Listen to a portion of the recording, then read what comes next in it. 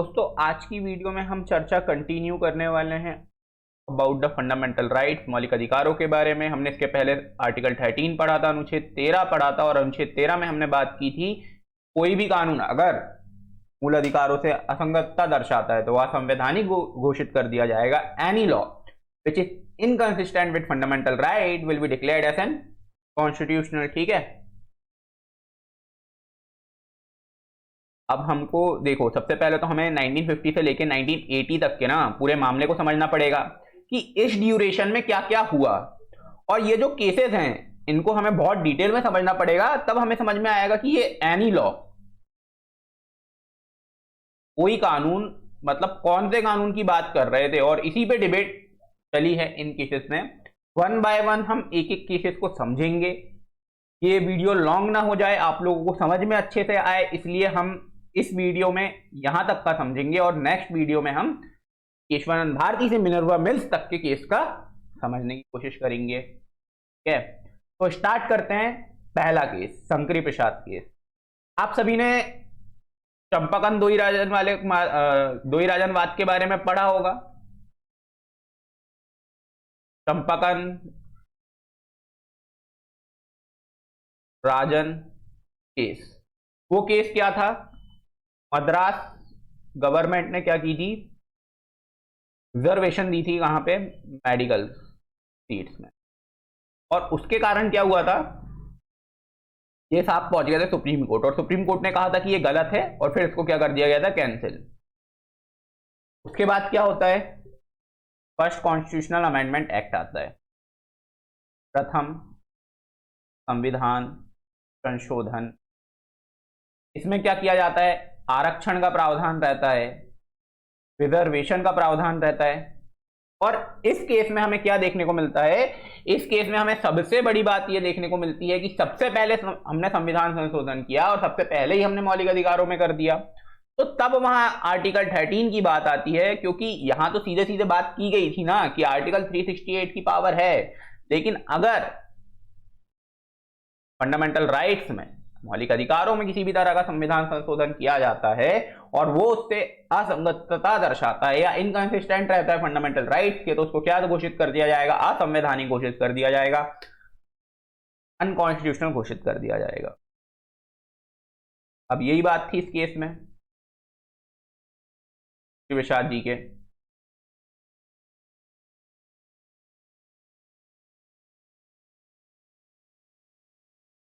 तो देखते हैं।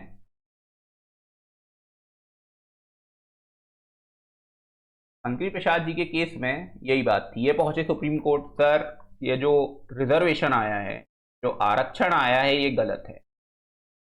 सुप्रीम कोर्ट ने क्या कहा? उस समय याद रखिएगा नेहरू जी का टाइम था, मतलब नेहरू एरा चल रहा था,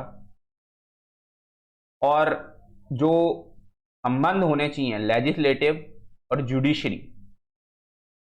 इनके बीच काफी अच्छे संबंध, मतलब एक कोऑर्डिनेशन था कि अगर जज लोग कुछ निर्णय लेते थे तो वो नेहरू जी को भी बताते थे, क्योंकि कारण ये था कि उस समय उनको देश का माहौल भी कंट्रोल करना होता था। एक इस तरह से कोऑर्डिनेशन से काम चलता था जिससे देश का आपसी स्वाद ना बिगड़े। तो थोड़ा सा इन्फ्लुएंस था, है ना। दैट्स वाई यहां पर जब बात एनी लॉ की गई, कोई कानून की गई, तो सुप्रीम कोर्ट ने कहा देखो बात ऐसी है कि एनी लॉ वर्ड यूज किया गया है वहां पे, any law which is inconsistent with fundamental right, कोई कानून।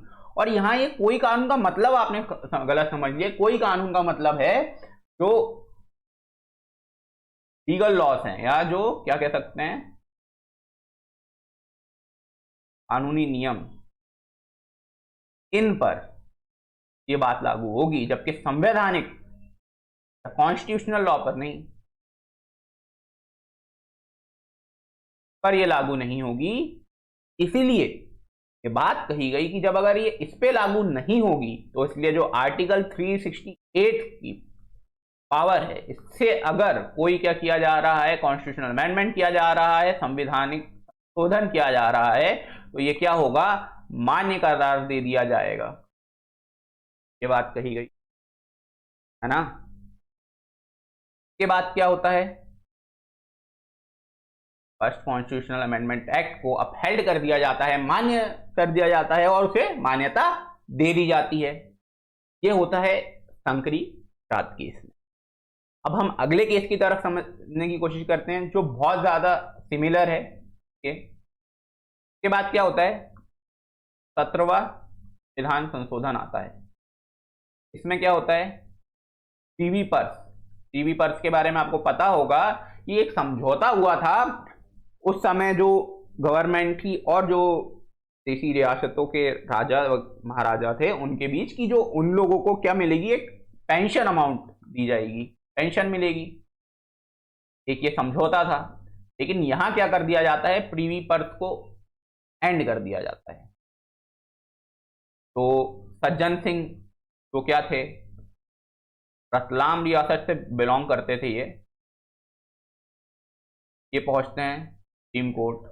माय लॉर्ड, क्या हो रहा है ये तो सबसे पहले सर आर्टिकल 14 का उल्लंघन है, क्योंकि आर्टिकल 14 कहता है कि सब इक्वल हैं विधि के समान, लेकिन इससे तो केवल रियासतों के तो राजवंश है वो इम्पैक्ट होंगे, है ना।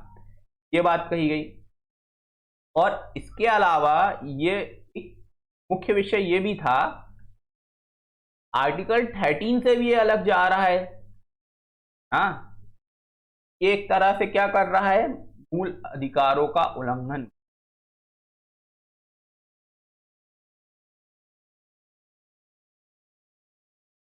अब जब ये बात सुप्रीम कोर्ट के पास गई तो सुप्रीम कोर्ट ने वही बात दोहराई, बच्चा देखो ऐसी कहानी है, एनी लॉ या कोई कानून, जो बात है ना, पर बात सीधी साफ ये है कि इसमें ये एक तो बात की गई है कॉन्स्टिट्यूशनल लॉ की और एक बात की गई है लीगल लॉ की। तो ये जो संवैधानिक कानून है ना, ये मान्य है। मतलब अगर आर्टिकल 368 से कोई क्या किया जा रहा है, कोई भी संवैधानिक संशोधन किया जा रहा है तो उसको मान्यता प्रदान की जाएगी। फिर वही बात दोहराई गई, है ना। अब हम अगले केस की तरफ चलते हैं।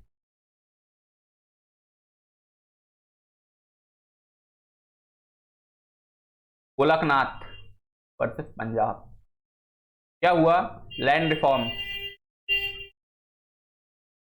कुछ कानून लाए गए थे और इनकी जो जमीन थी उसमें चली गई थी।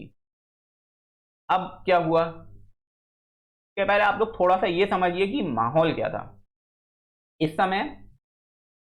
नेहरू एरा लगभग क्या हो चुका था, एंड एन मिसेस गांधी, तब इंदिरा गांधी, इंदिरा गांधी जी के आने का समय था।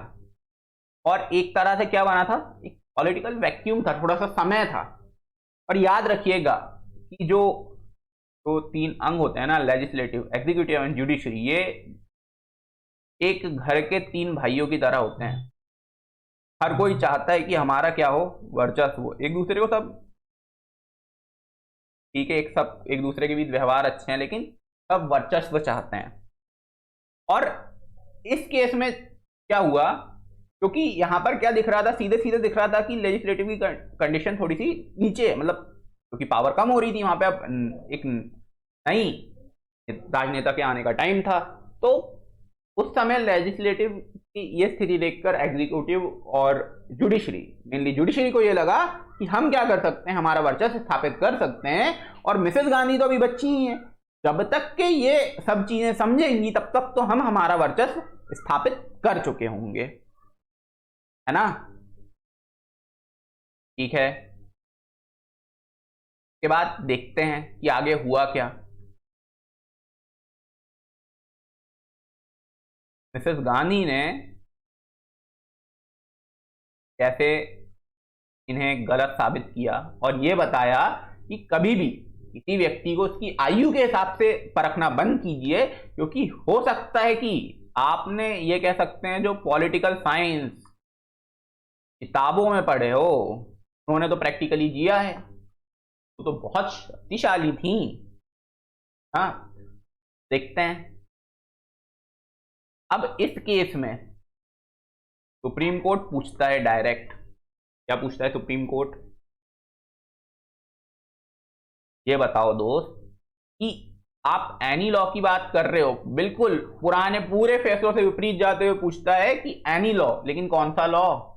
यहां पर यह थोड़ी कहा गया था कि कॉन्स्टिट्यूशनल लॉ जो है वो ओके होंगे, ये सरकार से नियम पूछा था। और आर्टिकल 368 अनुच्छेद 368 में ये बात कहां लिखी है कि जो संवैधानिक संशोधन की शक्ति है वो केवल संसद के पास है, केवल पार्लियामेंट के पास है। हो सकता है कि वो जुडिशरी के लिए दिया गया हो अधिकार, हमें दिया गया हो। इसके बाद मिसेस गांधी ने तो बड़े बड़े कार्य किए, 1971 वॉर एंड यूएसएसआर में बहुत बड़े बड़े कार्य ये कह सकते हैं कि जो मिसेस गांधी ने किए।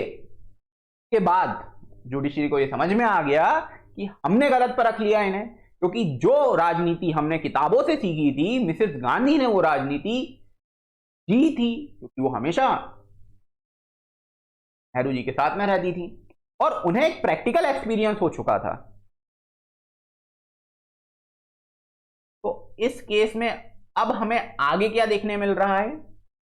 इस केस में आगे हमें यह देखने को मिलता है कि मिसेस गांधी क्या करती हैं, संविधान संशोधन लाती हैं, संविधान संशोधन लाती है और बहुत शानदार तरीके से जवाब दिया जाता है क्वेश्चंस का। सबसे पहला था आर्टिकल 13 में कहां लिखा है, तो इनको वो क्या करती है, रीराइट करती है और साफ साफ लिखती हैं कि अगर क्या किया जाता है, संवैधानिक संशोधन से कोई संशोधन करके कोई नियम लाया जा रहा है तो वो क्या होगा, एनी लॉ से बाहर रहेगा या अनकॉन्स्टिट्यूशनल, असंवैधानिक घोषित किया जाएगा। ये बात हुई। और दूसरी बात क्या कही थी, क्या पूछा था न्यायालय ने, अनुच्छेद 300, इसको भी रीराइट किया गया और रीराइट करके क्या लिखा गया, इसमें साफ साफ लिखा गया संसद के पास है ये शक्ति। किसके पास है? संसद के पास है, पार्लियामेंट के पास है। Parliament have the power to amend the constitution. इतना एकदम कड़ा रुख मिसेस गांधी ने अपनाया और इसके बाद इसके पश्चात जुडिशरी को भी समझ में आ गया था कि अभी मिसेस गांधी के साथ हम बिल्कुल भी पंगा नहीं ले सकते, क्योंकि उनके पास एक राज्यसभा और लोकसभा में फुल मेजॉरिटी थी और उनसे टक्कर लेने की शक्ति इस समय नहीं थी उनके पास। लेकिन आगे फिर जुडिशरी ने अपनी थोड़ी पावर दिखाई, वो हम देखेंगे। किंतु आने वाले लेक्चर पे, आज के लेक्चर के लिए बस इतना ही। इस पे देखिए मैंने आपको कुछ छोटी छोटी इंफॉर्मेशन नहीं दी है, तो इंफॉर्मेशन मैं आपको एक नेक्स्ट वीडियो में प्रोवाइड कर दूंगा। क्योंकि क्या होगा, मैं आपको एक एक वीडियो में बताते जाता हूं, आप भूल जाओगे। जैसे कि मैं कितने जज बेंच बैठी, ठीक है, ईयर्स, धीरे धीरे मैं आपको जब हम अगली वीडियो करेंगे ना तो पूरे एक साथ याद करा दूंगा। इस वीडियो में मैं अगर आपको याद कराता तो एक तो शुरू में केसेस और उसके बाद डेट और जज बेंच भी याद करने बोल, बिगिनर्स के लिए थोड़ा सा दिक्कत हो जाती। इसलिए आज की वीडियो में बस इतना ही। हम अगले लेक्चर में देखेंगे आगे की कहानी। आज के लिए बस ऑल द बेस्ट, मस्त रहिए, पढ़ते रहिए। वीडियो अच्छी लगी हो तो लाइक शेयर एंड सब्सक्राइब जरूर करें।